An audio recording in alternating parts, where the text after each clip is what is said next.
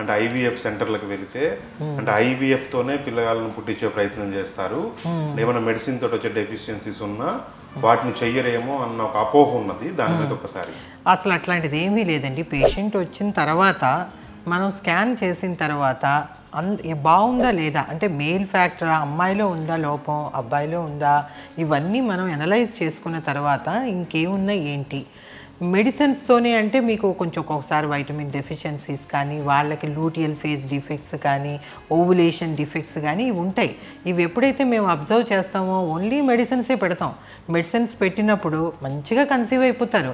Just 2-3 months లోపలే conceive అయిపోతారు. ఇప్పుడు మా దగ్గర కూడా చాలా దూరం నుంచి వస్తూ ఉంటారు, చాలా లాంగ్ డిస్టెన్సెస్ నుంచి వస్తారు పాపం. మెడిసిన్స్తోనే వీలైనంత వరకు ఫస్ట్ మెడిసిన్స్తోనే ట్రై చేస్తాం.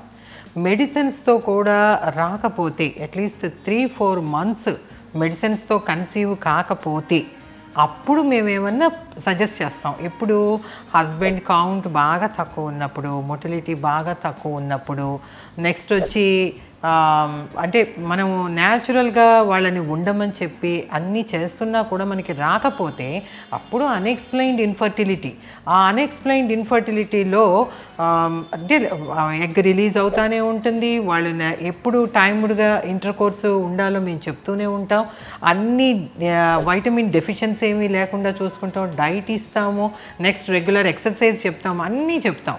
ఇన్ని చెప్పిన తర్వాత కూడా ఒక 3-4 months తర్వాత కన్సీవ్ కాకపోతే మాత్రమే అప్పుడు ఐయుఐ ప్రొసీజర్స్ అన్న ఏదైనా వెళ్తాం. అంతేగాని స్ట్రైట్ అవే ఐయుఐలు ఐవీఎఫ్లు అయితే అట్లా చేయమండి.